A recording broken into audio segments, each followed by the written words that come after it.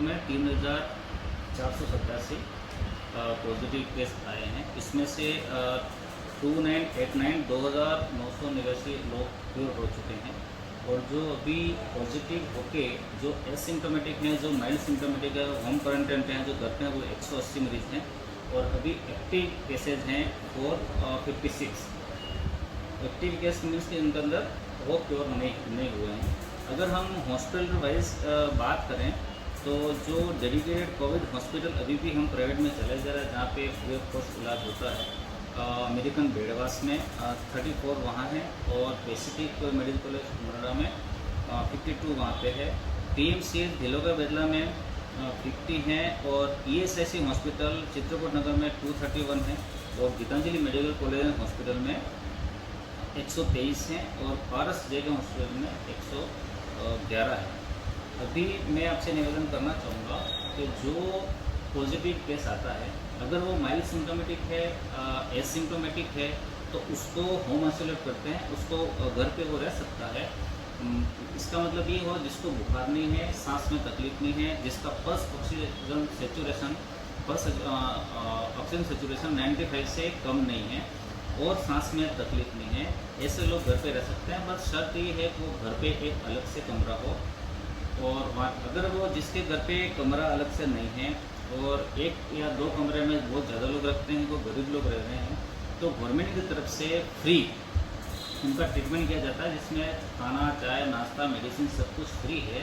जो American medical college बेडवास और Pacific medical college Noida, वहाँ पे सरकार की तरफ से फ्री है। और मैं आपके माध्यम से धन्यवाद देना चाहूँगा जीतो जैन इंटरनेशनल ट्रेड ऑर्गेनाइजेशन। उन्होंने आगे चल के आए और कलेक्टर साहब के माध्यम से अब वहाँ जो भी पेशेंट होंगे, मैक्सिमम 50% का पर डे खर्चा वो करेंगे, जिसमें से खाना उनकी तरफ से होगा और जो बेड चार्जेस हैं 750 रुपीज़ पर पेशेंट, उसका जीतो पेमेंट करेगा उन सीधा मेडिकल कॉलेज को। तो और जो मेडिसिन और जो लॉजिस्टिक हैं वो एज इट इज़ हमारे द्वारा दी जाएगी। तो एक NGO के माध्यम से, एक ऑर्गेनाइजेशन के माध्यम से एक अच्छा पहलू है, क्योंकि बहुत सारे घरों में जगह नहीं होती है तो उनको काम अलग रखना ही पड़ता है। मेडिकल कॉलेज के लेवल की फैसिलिटी है तो कुछ भी अगर तबीयत खराब हुई तो वहाँ हैंडल भी हो सकती है। तो हमने वो अलग कोविड केयर सेंटर खोलना चाहते थे, तो हमने कलेक्टर साहब ने भी मोटिवेट किया, जो हमारे ऑलरेडी कोविड केयर सेंटर हैं जिसमें हम फ्री इलाज कर रहे हैं इसमें, तो वो सहमत हो गए और उनको बहुत बहुत धन्यवाद। एक संस्था हमारे साथ और भारतीय लायंस परिषद भी जुड़ी है, जो भी आसपास के ज़िले में जो भी पेशेंट हैं उनको प्लाज्मा डोनेट प्रेरित करेंगे और वो कोई अच्छा हैंडसम गिफ्ट भी देंगे और वो उनको लाने की भी एम्बुलेंस उनकी रहेगी, छोड़ने की उनकी रहेगी और चाय नाश्ते की व्यवस्था वो करेंगे। तो उनको भी हमारी तरफ से बहुत बहुत धन्यवाद। अभी मैं आपको ये कहना चाहूँगा, अभी उदयपुर में 10 जगह पे कोरोना पॉजिटिव मरीज रह रहे हैं। ESIC हॉस्पिटल चित्रकूट, जिसका संचालन R&D मेडिकल कॉलेज कर रहा है। महाराणा भोपाल चिकित्सालय, यहाँ भी चूँकि वहाँ पे बेड कम थे तो यहाँ भी हमने व्यवस्था करी है। और Gitanjali medical college and hospital, American international institute of medical sciences Bedwas वहाँ पे, और पैसिफिक मेडिकल कॉलेज नोएडा और पैसिफिक मेडिकल कॉलेज धिलोगा बेदला। भारत जेके हॉस्पिटल जो सोबापुरा सर्किल के पास है। GBH अमेरिकन हॉस्पिटल जो मधुबन में है, वहाँ भी पेशेंट रखे जा रहे हैं। और शर्मा हॉस्पिटल जो सुकेर के पास है और सनराइज हॉस्पिटल सेक्टर 6। इसके साथ ही कलेक्टर साहब की एक फ्राइडे को जो बैठक हुई 5:15 से 9:15 बजे तक, उसमें भी यही बात निकल के आई कि हमको बेड बढ़ाने की ज़रूरत है। तो जो ESIC हॉस्पिटल के पास में जो क्वार्टर्स हैं, उन क्वार्टर में जो स्टाफ रह रहा था, उन स्टाफ को जो पैसिफिक मेडिकल कॉलेज का जो गेस्ट हाउस है, उन्होंने भी फ्री ऑफ कॉस्ट दिया, उनको भी बहुत बहुत साधुवाद। तो वहाँ पे 100 बेड और लग जाएंगे, जहाँ पे ऑक्सीजन सिलेंडर के साथ या फिर जो जिनको ऑक्सीजन की ज़रूरत नहीं है उनको रखा जाएगा। अगर कोई पेशेंट ऑक्सीजन पे है तो घर छोड़ने से पहले, घर भेजने से पहले 3 दिन इसको बिना ऑक्सीजन रखते हैं, ताकि कोई डिटोरेट तो नहीं हो रहा है, उन लोगों को वहाँ पे रखा जाएगा। तो इस तरह से ESI हॉस्पिटल में 200 बेड हो चुके हैं और हमारे सैटेलाइट हॉस्पिटल में लगभग 100 बेड की व्यवस्था है।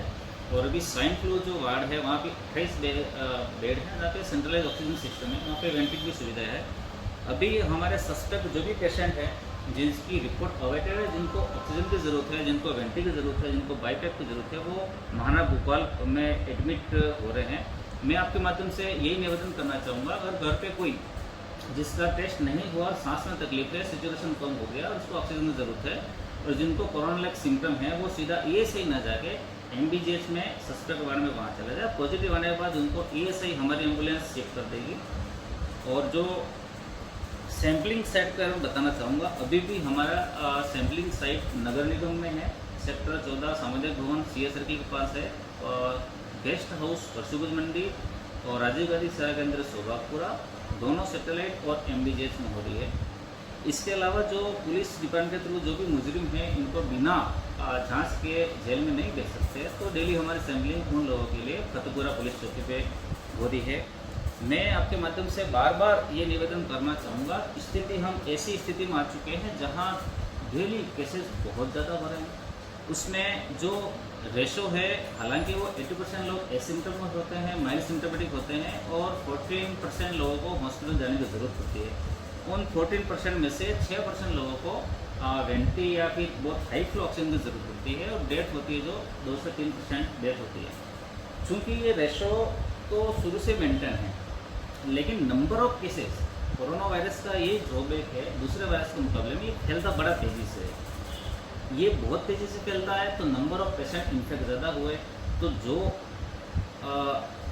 एसिम्टोमेटिक 80% रहेंगे, लेकिन जो हॉस्पिटलाइज पेशेंट 14% है, वो नंबर ऑफ केसेस बढ़ने से 14% के मुकाबले वो संख्या बहुत बढ़ गई, तो वेंटी में जाने की संख्या भी बढ़ रही है।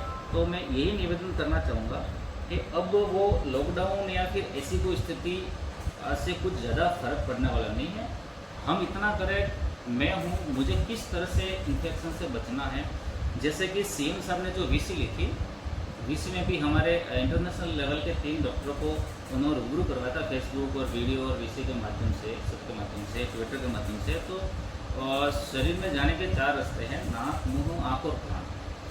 तो मोस्ट प्रोबेबिलिटी रहती है नाक और मुंह से सीधा जो फेफड़े से जुड़ा हुआ है, तो वायरस अगर वहाँ, तो वहाँ सबसे पहला ऑर्गन खराब होता है, फेफड़े होते हैं, और वहाँ पे फेफड़े की सेल्स को खराब करता है। तो ऑक्सीजन बराबर बॉडी में जाने पर भी सेचुरेशन कम होता है, फिर पेशेंट वो डिटोरिएट होता है। तो परमानेंट मास्क रखें, घर से बाहर अनावश्यक नहीं निकले, और निकलते हैं तो मास्क लगाएं। और मास्क को भी बहुत सारे यहाँ उतार लेते हैं, उतारने के बाद वापस चढ़ा देते हैं, तो ये तरीका नहीं है। ये लगाना या नहीं लगाना को फर्क नहीं पड़ता। बहुत सारे लोग मास्क ऐसे रखते हैं, इसका भी कोई मतलब नहीं है। आपका नाक खुला है, आपसे इन्फेक्शन फैल भी सकता है, आपका इन्फेक्शन आपके बॉडी में कहीं से भी जा भी सकता है। बहुत सारे लोग मैंने मीटिंग में भी देखा, कहीं भी देखा, लोग बात करते वक्त तो मास्क उतार देते हैं। तो बात करते वक्त ही ड्रॉपलेट निकलने के ज़्यादा चांस रहते हैं, तो बात करते वक्त ही मास्क लगावें। और बार बार हैंड सैनिटाइजर या बार बार साबुन पानी से हाथ धोएं। हाथ धोने के पीछे एक ही रीज़न है कि आप हाथ ही हैं जो नाक और मुंह को टच करते हैं बार बार। तो ये बार बार अगर मैं सैनिटाइज कर दूंगा, बार बार साबुन पानी से वॉश आउट कर लूँगा, तो वायरस खत्म होने के पूरे चांस रहते हैं। और सोशल डिस्टेंसिंग की पालना करें। 2 जने अगर बात कर रहे हैं तो 1 मीटर से 2 मीटर की दूरी रखें। इससे क्या है कि इन्फेक्शन होने के चांस कम रहेंगे। अगर 2 जने आपस में मास्क लगा के बात करेंगे तो लगभग नहीं के बराबर चांस है। अगर 1 जना मास्क नहीं है तो थोड़े चांस बढ़ गए, दोनों ने मास्क नहीं पहन रखा है तो चांस बढ़ गए। अगर एक व्यक्ति के साथ आधे घंटे ज़्यादा बात करे और मास्क नहीं है तो उसकी पॉसिबिलिटी इन्फेक्शन होने की बढ़ जाती है। तो मैं सभी उदयपुर वासियों से यही निवेदन करना चाहूँगा, खुद को बचें। और किस तरह से बचें आप भली भांति जानते हैं, लापरवाही नहीं करें। डेली अखबार में आ रहा है, डेली न्यूज़ चैनल में आ रहा है, लोग लापरवाह हो रहे हैं, लोग पिकनिक मनाने जा रहे हैं, लोग कोई अभी राजस्थान में 11 सिटी में धारा 144 लगा दी, इसके बाद भी लोग समझ नहीं रहे हैं। सर, उदयपुर में अब तक कितनी डेथ हो चुकी है? जो सीरियस पेशेंट है उनकी नंबर ऑफ पेशेंट हो अभी तक रिकॉर्डेड डेथ 42 उदयपुर की हो चुकी है। बहुत सारी डेथ ऐसी होती है जो नेगेटिव पेशेंट नेगेटिव हो चुका होता है, और नेगेटिव होने के 15 दिन बाद डेथ होती है, तो इसको positive corona due to corona death नहीं मानते हैं। और बहुत सारे ये जैसे कि कोई पॉजिटिव है, पॉजिटिव से किसी भी दूसरे कारण से डेथ हो गया, कोई एक्सीडेंट से डेथ हो गया, तो ड्यू टू कोरोना उसको भी लगभग लोग काउंट नहीं करते। लेकिन जो क्लियर डेथ है वो उदयपुर में 42 होती है। उसमें उसका डेट का ऑडिट होता है, डेथ का कॉज क्या था, और हमारे से वो जो RNT से मेडिकल को जांच देते उसकी डेथ रिपोर्ट आती है। सर एक लोगों का ये कि जो असिम्टोमेटिक है या जिनको होम आइसोलेशन रखा जा रहा है, तो वहाँ पे उनकी केयर जो है वो प्रॉपर नहीं हो पा रही है, और बाहर जो चेतावनियाँ वगैरह जो होती है वो भी समय पे नहीं लगती, उसके कारण भी पड़ोसियों को भी पता नहीं चल पाता है कि भाई हमारा पड़ोसी कोरोना हाँ, ये बात उसको होती किस है। तरह मेरे से पास भी बताया? सीधे कॉल आते हैं। अब क्या है कि सरकार ने RT-PCR सॉफ्टवेयर के माध्यम से पेशेंट के मोबाइल में रिजल्ट सीधा चला जाता है। वो रात को भी जा सकता है, सुबह भी जा सकता है, क्योंकि रात को भी रिजल्ट गया और पेशेंट के मोबाइल में आते पेशेंट पैनिक हो जाता है।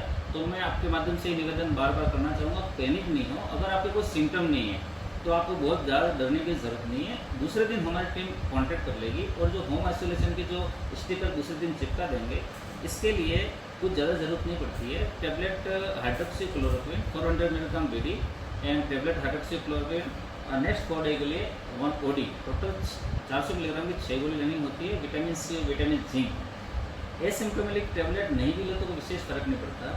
इसके लिए आप ठंडी चीज़ों को परहेज करें, सब कुछ खा सकते हैं, और ज़्यादा पानी पिए और रेस्ट करो, घर से बाहर नहीं निकले। कभी कभी हमारे पास इस कंप्लेंट भी आ रही है कि मेरे को तो कोई सिम्टम नहीं है, पहले मैं तो मेरी दुकान खोलूँगा, गले में पॉजिटिव हूँ। मैं ये कहना चाहूँगा एक एसिम्टोमेटिक पेशेंट भी 2 से 3 लोगों को इन्फेक्शन फैला सकता है। तो चूँकि केस ज़्यादा आते हैं तो मैं ये मान सकता हूँ कि हो सकता है हमारी टीम थोड़ा जाने में डीलर होगी, कि लिमिटेड टीम है, हम टीमें भी बढ़ाएंगे अभी, ताकि एक मरीज़ को टाइमली हम मदद कर पाएँ। और राज्य सरकार ने भी कल हमारे प्रिंसिपल हेल्थ सेक्रेटरी साहब, जिला कलेक्टर साहब और सभी की VC के माध्यम से निर्देश दिए कि कोई भी आप होम आइसोलेशन, कोई भी अगर आपको 181 के माध्यम से भी अगर आपको प्रॉब्लम आती है, इसको आधे घंटे के अंदर उससे बात करनी है, सॉर्ट आउट करना है। इसके लिए डिस्ट्रिक्ट लेवल पे जो हेल्प डेस्क जो जारी किया जा चुका है, उस पर किसी प्रकार का कॉल आएगा, और चाहे पेशेंट किसी भी प्राइवेट में एडमिट हो या गवर्नमेंट में एडमिट हो, तो उसके परिजनों को जानने का हक है। सभी हॉस्पिटल में कैमरे भी लगे हैं, हेल्प डेस्क स्थापित कर दिए गए हैं। अभी तक कितने कोरोना